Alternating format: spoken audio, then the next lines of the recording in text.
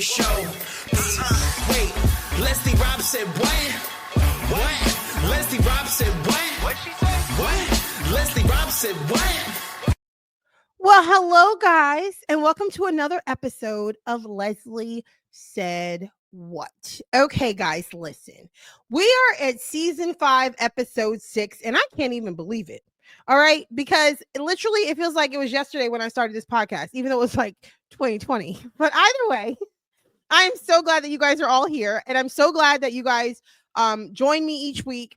And if you are joining by visual and you're watching this live on Facebook or YouTube, welcome.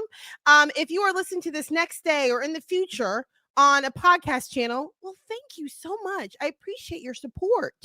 Either way, thank you all for being here. For those of you who are new here, the way that you get to participate and join the conversation is through the comments. So definitely say hello in the comments. Feel free to ask questions. We just ask that you please be respectful, guys. Just be respectful. All right. But definitely join the conversation because without you guys, it's not as fun. But definitely, you guys are going to love our guest tonight. His name is Haas Ridgway. He used to be one of us, an 8th grade teacher, and now has shifted to the role of pastor. Okay, and comedian. So, this is going to be an interesting conversation. So, Haas is going to share his story with us. As per usual, like I said, feel free to join the conversation in the comments. We want to hear from you. All right, guys. And I don't like to dawdle and take forever. So, without further ado, let's bring him on. Haas Ridgway. Hey, Haas. Hey, I'm here. I just appeared. It's amazing. Yes. Yes, you just appeared out of nowhere, Haas. It's awesome. Like he magically appeared. It's what I do. So if you're listening to this by podcast, you missed it, guys. You missed the appearance of Haas, who just literally he came out of nowhere. Okay. Oh my gosh, Haas, I am so excited that you're here. Yes. Now, guys, Haas and I met a couple years ago at the Christian Comedy Association when Haas was hosting our Christian Comedy Association retreat / conference / I'm not sure what you call it anymore at his church in where? Franklin, Indiana. Yeah. That's what it was. Franklin, Indiana. So Haas is out there now as a pastor, guys, but he used to be an 8th grade teacher. All right, Haas. So let's just start off from the beginning. Who is Haas? Who's Haas Ridgway? Well, I grew up all over the United States. My dad was a preacher. Before that, he was in the military. So I lived in 9 states or something. And then, that's me in a nutshell. I lived in Kentucky, Tennessee, Virginia, Pennsylvania, Indiana. So you literally were a military brat. Oh, man. Illinois. Yeah, I've been everywhere. I was almost born in California. Almost. Right. 8 months pregnant, my mom moves back to Virginia, and then I show up. So. Oh, no way. Well, I live in Virginia. What part of Virginia did she give birth? In Petersburg, right outside of Richmond. Oh, yeah. Richmond. Yeah. Right. Area. Yeah. I'm in Northern Virginia. There's a difference. Okay. Well, Northern Virginia is up here. Oh, I know all about Northern Virginia. I used to preach in Front Royal, Virginia, that little bitty town. Oh, yeah. The little town. Yeah. Mm-hmm. Yeah. My brother lives there. Funny. So. Yeah. Oh, that's cool. Yeah, because see, most people don't get when we say Northern Virginia, it literally is its own thing. It's like the DMV is what we call it. It's DC, right. Maryland, and Virginia, all wrapped in one. Absolutely. Well, we went to a Bible camp there called WMAVA, and that's Washington, Maryland, Virginia put together, WMAVA. And I was like, you didn't say DC, you just said WA. Wow. They didn't even try. I mean, hey, I guess you can't beat the creativity. I mean, right. I mean, ish. Cool. Ish, right. Nice try. Nice try. Oh so God. I when I turned 16, I graduated from high school, and at 17, I went to college in Montgomery, Alabama, all by myself from Kentucky. Oh wow! Was that your first time by yourself? Absolutely, yeah. And I was like, I'll never forget. One of the guys said, "Let's go to Atlanta," and I said, "Let me call my mom. Let me get my stuff," because I just realized I don't have to ask anybody for this. This is what I get to do, Yeah. And so I went to college for Bible, and later on for human development is what my degree was in. And then I did. So there's this crazy thing. I preached for a little while in Virginia. Then I went to youth ministry for a long time.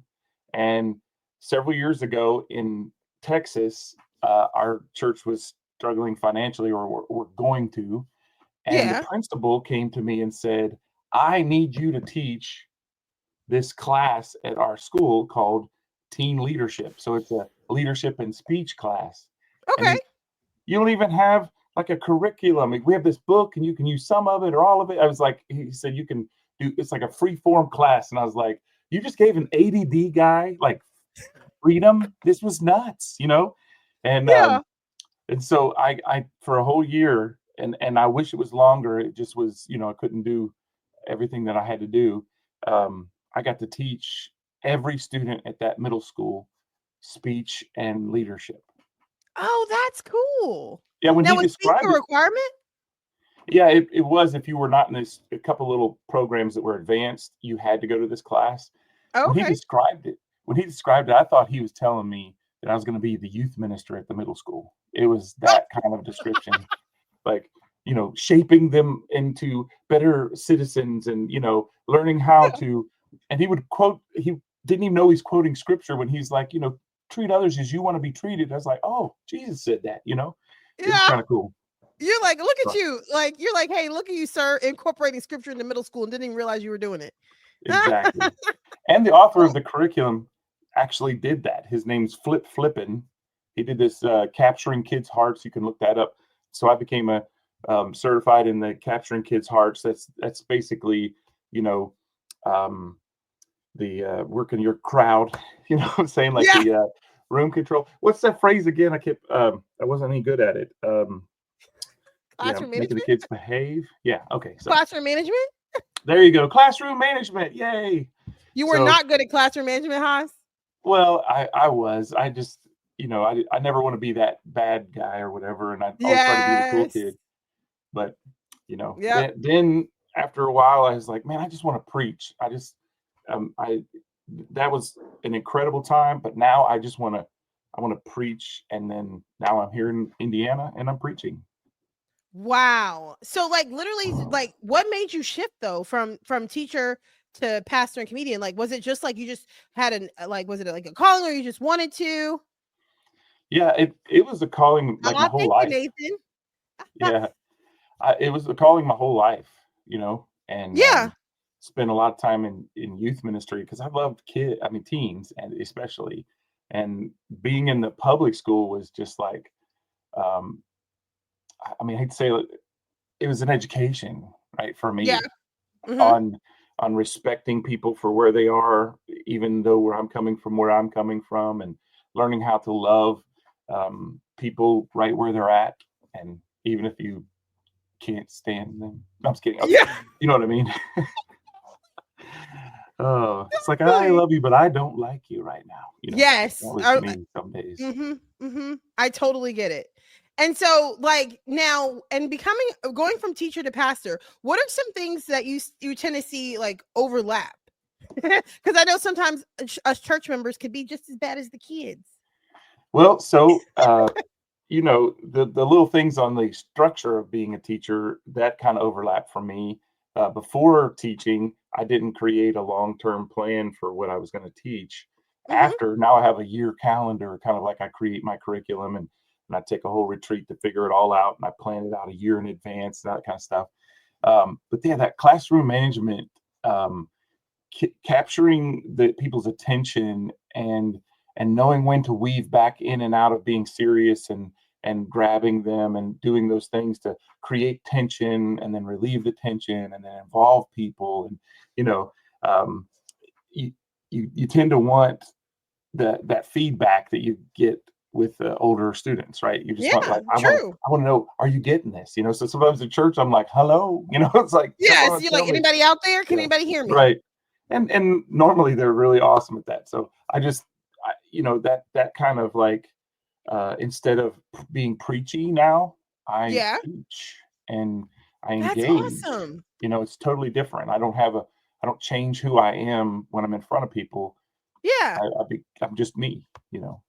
Yeah, no, that's awesome. Yeah. Now, and you know, like when you can give people an authentic experience, whether you're a teacher or a pastor or whatever you are, that is the best way to do it because it is so hard to maintain being somebody that you're not. Am I right? Right. Absolutely. Or trying to be a carbon copy of somebody. Also, that also is a problem. Yeah. Right. Well, It's so hard. it's kind of like whenever we went through those training things when we were teachers, you know, the Professional right before. development. Oh, come on. Listen, if I got tired of being talked to like I was in kindergarten. Yeah, that's You know what I'm professional saying? development. Yeah, that's how it It's works. coming, hey everybody, we're gonna play this game. And I'm like, I don't want to play. I'm gonna sit back here with the football coach. You know what I'm saying? I'm like, Yep. I am not gonna, that really got to me. I was like, I felt it was so condescending sometimes. And I Mhm. know they didn't mean it, but that's what it just came across because it didn't Yeah. seem genuine. And I was like, Lord, help me never to be like that, you know? Yeah.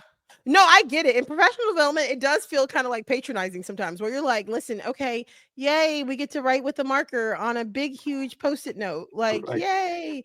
But you're right. yes. They hype it up to be like, come on, everybody. Yeah. All I knew, every professional development class I went to, I just thought, man, they get paid big bucks for this. I should do that. You know what I'm saying? Mhm. Like I could go in and because I would treat people with respect, you know? Yeah. No, I completely agree with you. Like I literally sat through so many professional development sessions and then again realizing like I could get paid to do this and I could do it better. So that's what I did. I actually created my own professional development session. And now I travel and teach teachers my professional development because I get it. Like you're right. Like a lot of times when it comes to professional development, either it's not applicable or you're like, what is happening? Why am I being taught like a child? Oh my gosh. Oh my gosh, Mr. Vetter. You're right, Nathan. He said it's time to flip the script on Common PD. I thought, you know, if you wanted, I mean, creating community is part of PD, right? I mean, that's what you're trying to do as a teacher is get the teachers all together, doing things together, and then learning to push that into the classroom to be able to help kids connect in the same kind of way. And I always thought it'd be fun to do like improv workshops at schools and play the improv games and just teach teachers to involve kids in those kind of things. It keeps people's minds going instead of just sitting there. I'm going to feed you all this stuff and you're not going to remember 2% of it. You know, no, literally. And you sit there and you're like, you're trying to pay attention because you're a professional and you're trying not to be rude, but it's like, could you be a little interesting, just a tad? Right? Can you give me something? I don't think I drank coffee very often until I became a teacher. You know what I'm saying? Like it took half a pot of coffee to get through those professional development stuff because sometimes I believe you. Yeah, coffee and anything else caffeinated. A lot of the teachers tend to use energy drinks now because it's like literally that's the only way to stay awake. And then literally you're like zone out so easily in PD. Yes. And you also, I became strategic in where I sat. Like not about up front or what, but who I sat with because I'm going to have to do some kind of crazy skit with the person sitting next to me. And if they got zero personality, I ain't in it. You know? Oh my gosh, Haas. Yeah. I am right there with you. When it came to literally sitting like, and then they partner you in these groups and you're like, and then I'm the only one with the personality in the group. So clearly I'm going to be the person who's up there doing whatever. And I'm not patting myself on the back or trying to be conceited in any way. It's just, it is what it is. Like we want to have fun. Teachers, you're like, come on, let's have fun, guys. And like, especially if you got to work together to create something, it's like, so basically I'm creating it. And then it's like, okay, who's going to present? Cricket. Oh, so I'm presenting it too. Okay, got it. Yeah. So I agree in being strategic in where you sit in PD, especially when they start to partner you off with people. And you're like, literally, I have no idea how this is going to go. Right. And I mean, but hey, at least you get a free lanyard out of the business. You know, it's just how many lanyards can I anyway? It's a free lanyard. Like I'm like, can we do like a gift card or something? That'd be really nice. You know? Yeah, I always found out if they give away those things, I didn't win them, so it's all good. It was always the same. Like, I'll take my free lanyard. That's right. I'll take my lanyard and that cookie you got at Sam's on the way over. I'll take one of those. You know, same thing. And have you ever gone to one of the ones where they have the pizza, but they cut the pizza like there's 8 slices and they cut them into 16, and then you're getting like a quarter of a slice because that's what the school budget could afford. Right. They forgot the pizza math, right? They didn't know the pizza math. As a youth minister, I learned the pizza math. That is, you take the people, you times that by 3, divide it by 8, and then all of a sudden you know how many pizzas to get. Exactly. I may have got all that backwards because I didn't ever teach math. They didn't want me No, to I'm teach with math. you. Yeah. That was No, and I agree with you. Like as far as PD, like you're gonna get a cookie or some candy, but nothing like pizza would be more of like a before Christmas break type of thing, or like Right. something like a potluck or something like that. Something that's huge. Pizza was like huge. If we got pizza for free as teachers, yeah. there's something huge going on. You're gonna get like a cookie or a piece of candy. That's about it. And can we not afford a full-size water bottle? Is that not right? Or a full-size soda bottle? Do we have to get the little miniatures? Is The that little what it tiny is? ones. They're Yeah, like, listen, this it's- is what the it's school gone. budget allows. You get 8 ounces. Yeah, I need the full 16, yo, or the 24. I don't know. I the need more full. than this. The Yeah. full 16. Yes. They need to bring it up a notch. Bring it up a notch. Yeah. Well, as a teacher, Haas, I'm sure you had funny experiences. Okay, can you think of one that was super funny to share with us? One of your funniest experiences as a teacher. Yeah, when I was first started in the middle school, so 8th grade, and I see this kid and he's walking funny down the hallway, right? Uh-huh. And I'm like, hey, did you get hurt in gym class? And he's like, no. And I was like, do you have to go to the bathroom? He's like, no. And I was like, why are you Well, walking funny? He's like, what's wrong I with don't you? want to crease my shoes. Yeah. I did not know there was an anti-crease shoes walk. And there Yes. is. It's the goofiest thing you've ever seen. Uh-huh. Exactly. It's the craziest thing. I Yeah. can't believe that. Yeah. And it's common amongst 8th grade. Right. And I'm like, dude, creases in your shoes means they now fit you. You know? I get they mess up the resale value, but they're shoes, right? If you want to sell them, put them on a shelf somewhere. But if you need to wear shoes, crease them, you know? Legit. Yeah. And like my boys, like it, when teaching at the high school level, they walk it literally looks like they're walking like ducks, and they get to the end of the hallway, and I'm like, okay, so then like when they go to bend over to do something, like literally they're like raising their entire foot up so they don't bend don't crease their shoes to pick something out of the floor. Right. Y'all are tripping. Yes, because you can get an insert to put in your shoe at night that will remove that. Some spray that they put on. It's Yeah. wear your shoes. Don't look like Oh, a wait for it, moron. Haas. You're saying there's a spray, but now there are actual inserts that they can purchase off of Amazon to wear in their shoe as they're walking to make sure that the crease never happens. Well, can you Yeah. say blisters? You know, I'm like that's about all you're going to get from that. And my shoes aren't creased, but man, I have 22 blisters on my feet. You know, man, I am not doing that.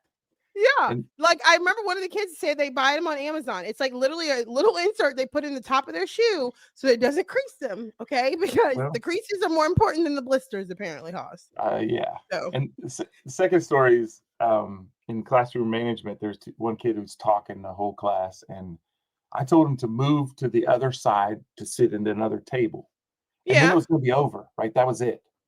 And he's like, I'm not going anywhere. Like, And you and I asked was him to like, move and he said he wasn't going anywhere? Yeah. And I was like, oh, now what do we do? So I was like, you can go to the office, right? Dude stands up and walks out the door towards the office. And I followed him out. I was like, bro, okay, stop. I said move across the room and you wouldn't go, but I said go to the office and you're just on your way. It's like, what is going on? And he's like, I said, why'd you do that? He goes, I don't know. I'm like, get back in there and sit across the other, because he was going to spend a couple days in SSI for being, disruptive or whatever. But to sit there and say, hey, when I was growing up, I'm 51, by the way. When I was growing up, no one ever just looked at a teacher and said, no, They do now. I know if you did that back in those days, you disappeared. We don't know Uh-huh. what happened to them.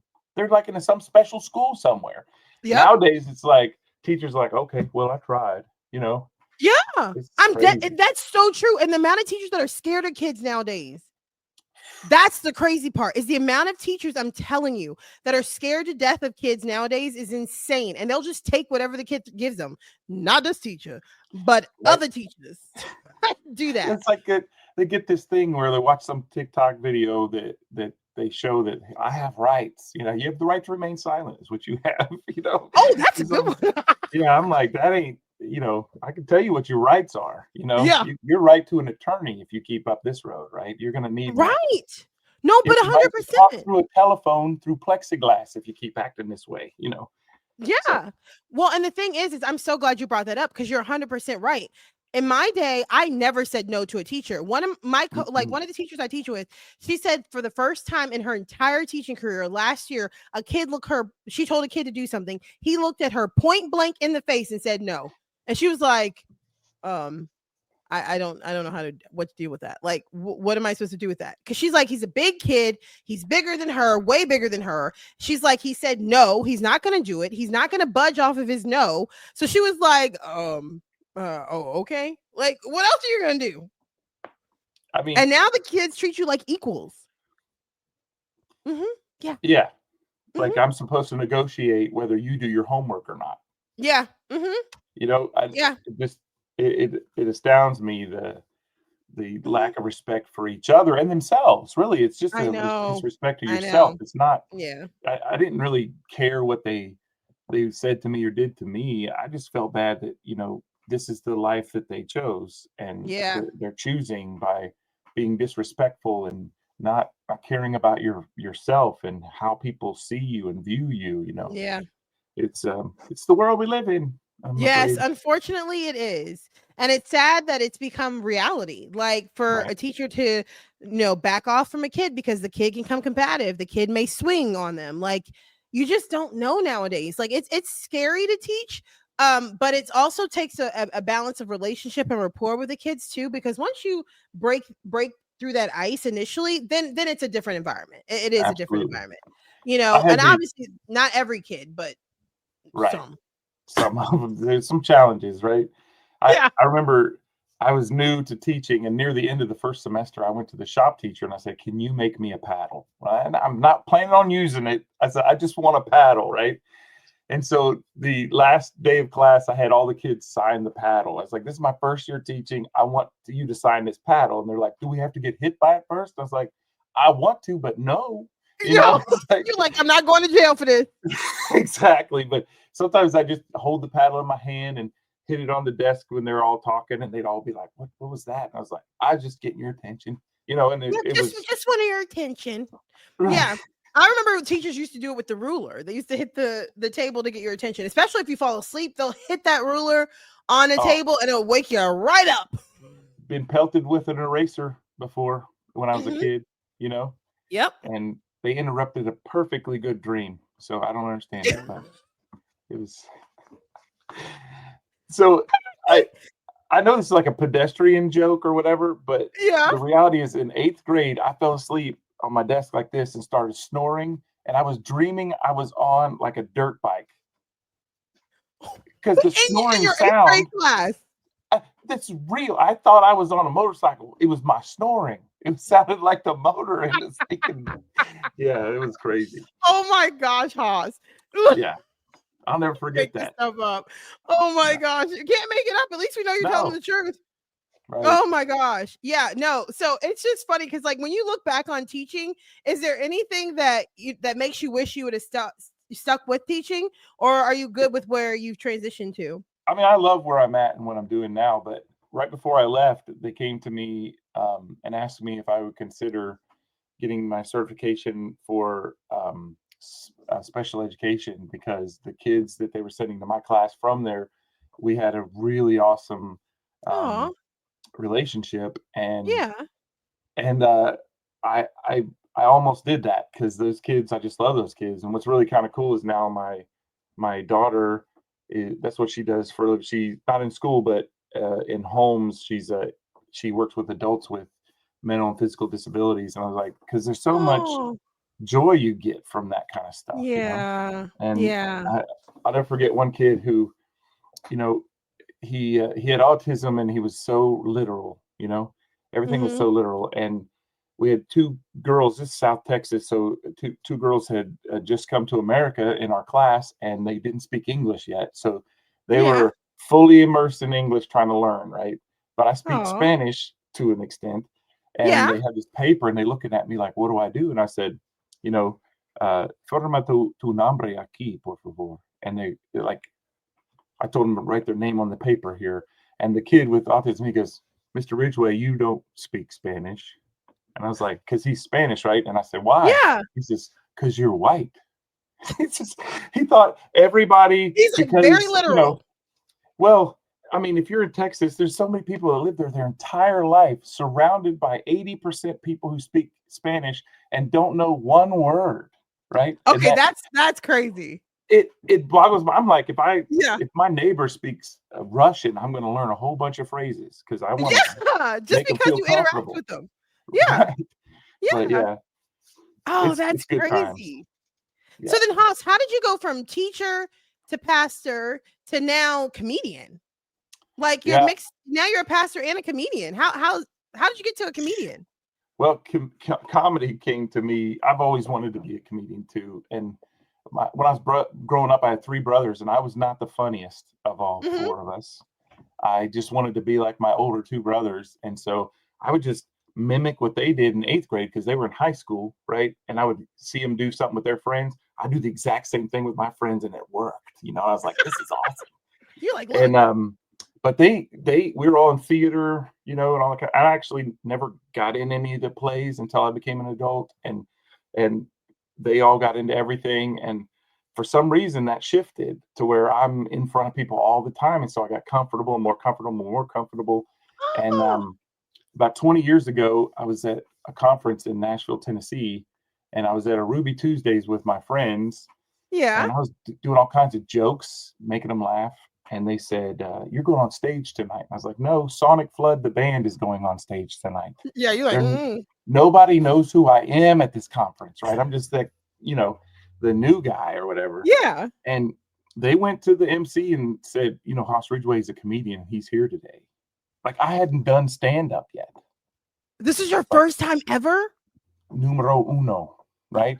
And Oh so my gosh. yeah. And it turns out that Sonic Flood was running late and they needed 10 minutes to be filled.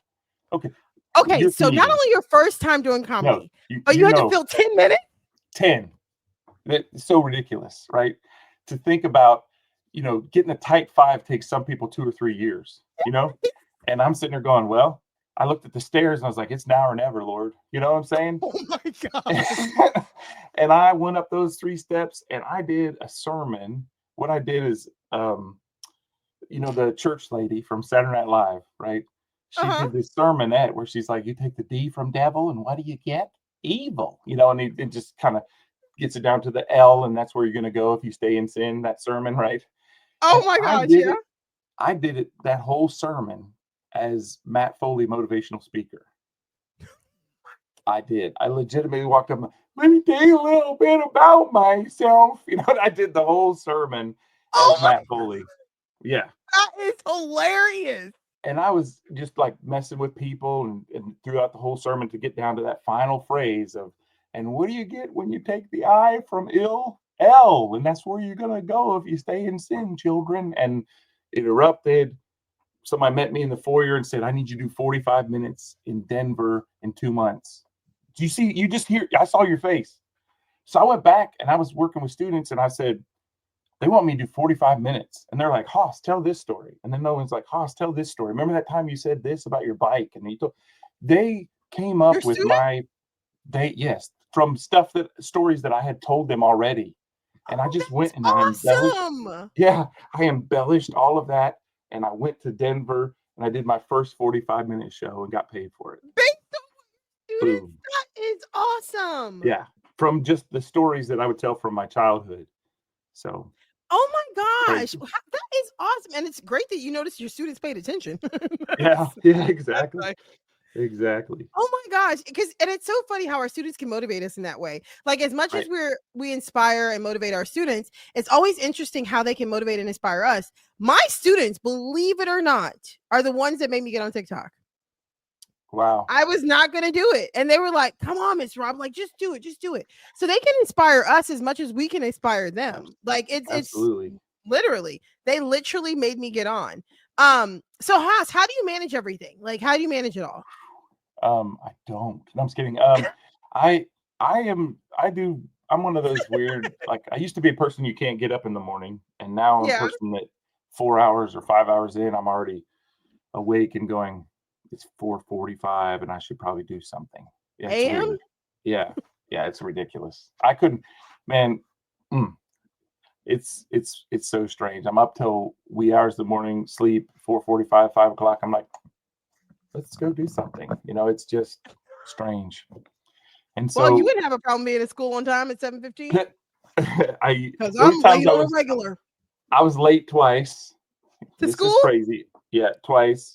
And then I remember that last year, and that was on the way to school. I was getting into my truck and my pants ripped, and I had to go home and start over. And the second time is even worse. I parked my truck at this gas station, and two people parked so close to both doors I couldn't get in my truck, and I had to wait them out. No. So Did your principal? Did they understand? Yeah.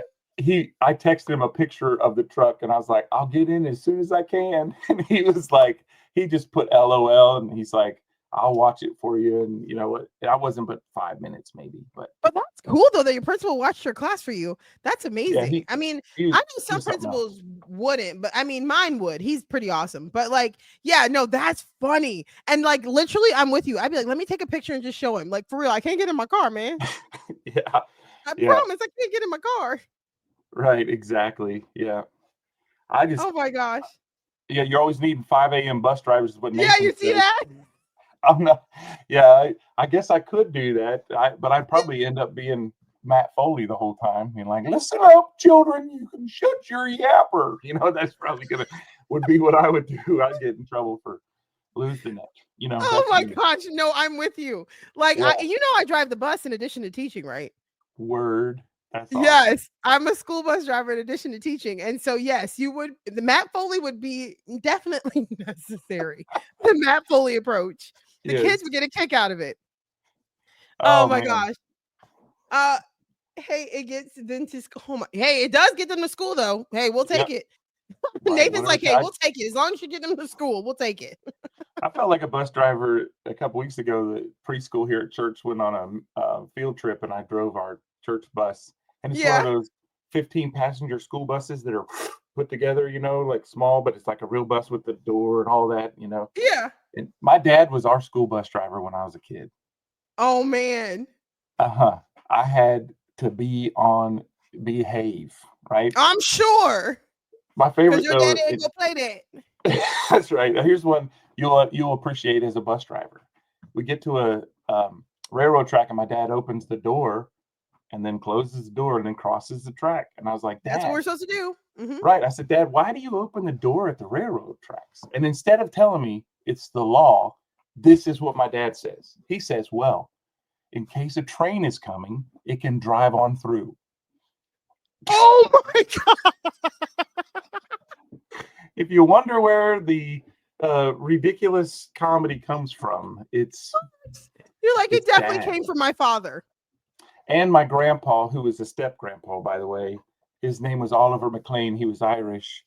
Yeah. And he'd walk in every time he came to our house. He'd walk in and he'd say, "Run to the roundhouse, Nellie. They can't corner you there." I'm like, what is that?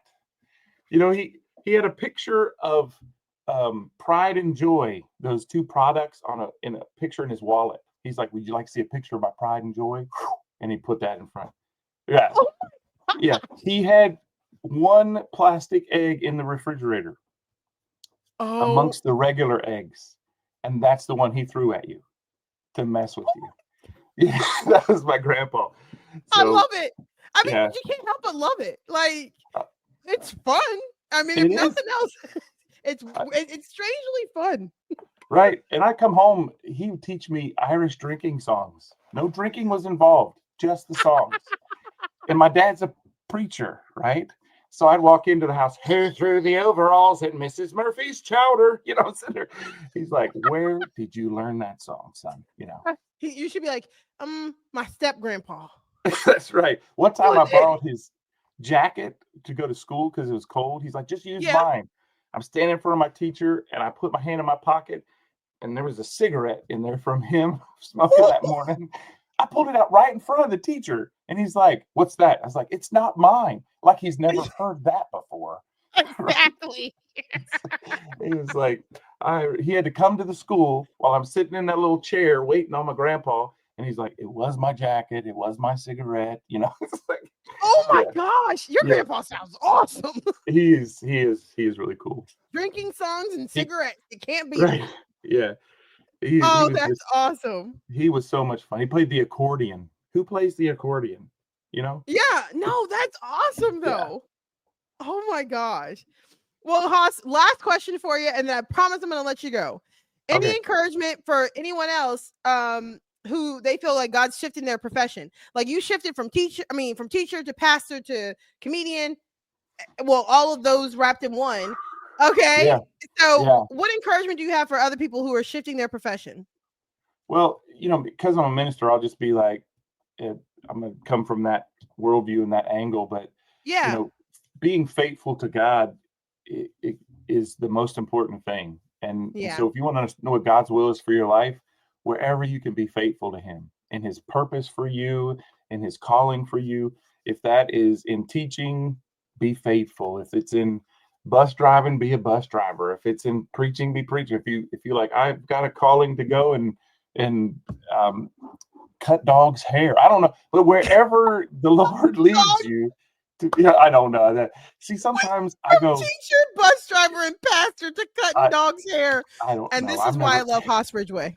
This is why I love See, Haas Ridgeway. it's the randomness, and then I was just thinking about cutting hair because I'm growing this beard for. Oh yeah, tell them about that. this- Okay, guys, you guys got to listen to this. All right, Haas, why are you growing out your beard?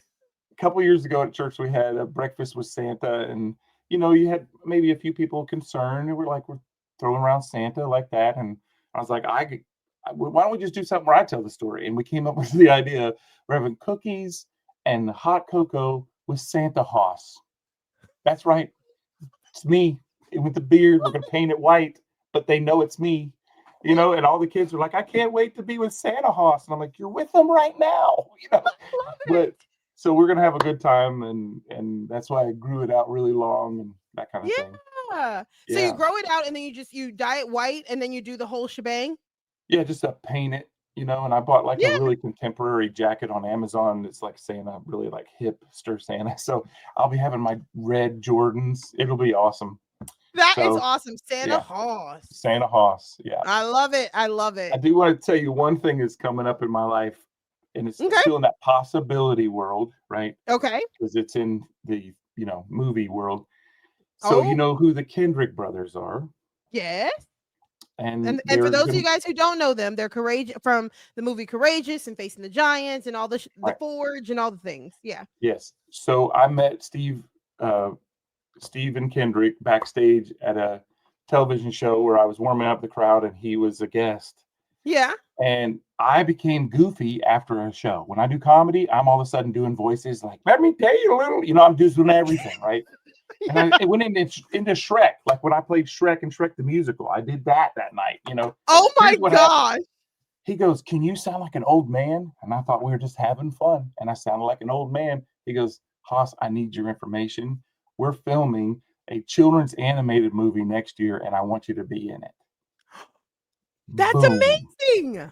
And it was just being goofy, right? See, that's what I'm saying. The stuff that comes from being authentic. Yes. And just being who you are. Yeah, I mean, our friends were there. Like Christy Connor was there, and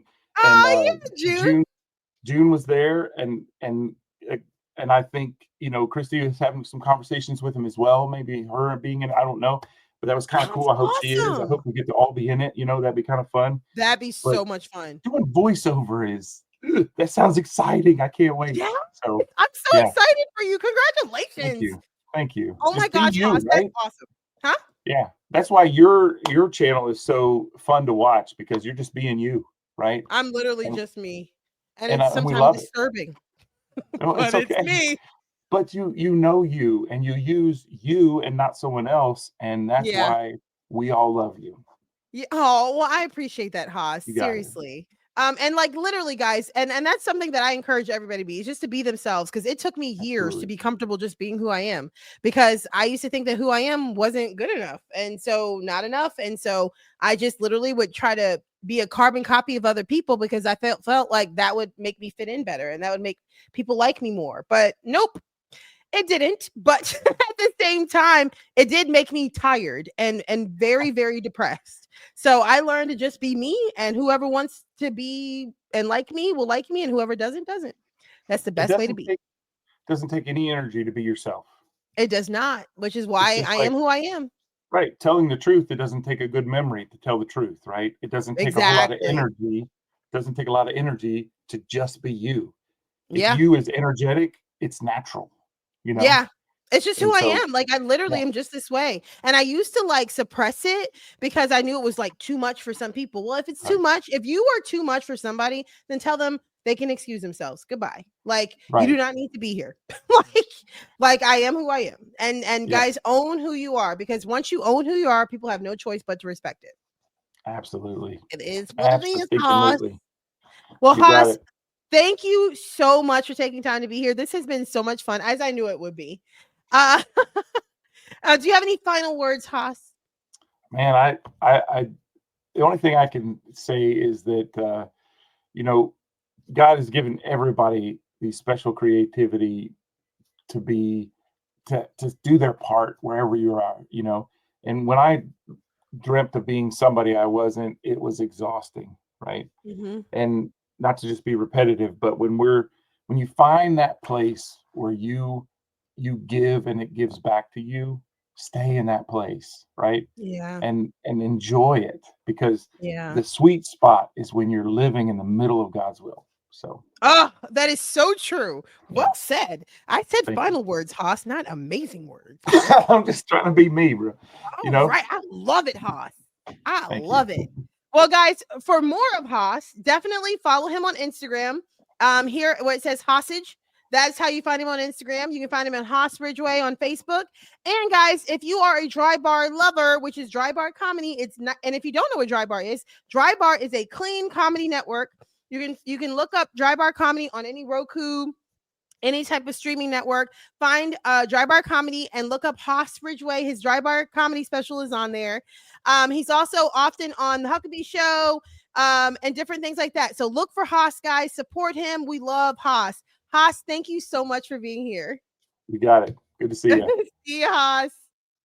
Okay, guys, I hope you guys enjoyed that time with Haas as much as I did. Haas is, as you could tell, amazing. And I'm so glad that he was able to take the time to be here. I'm loving these conversations where my friends are in comedy and in teaching and sharing their stories.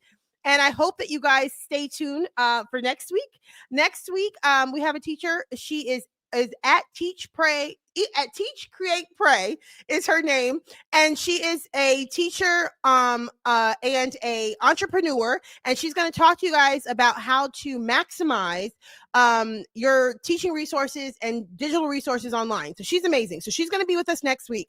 So definitely tune in next week. But thank you all, as per usual, for tuning in this week. All right, season 5, episode 6 is out.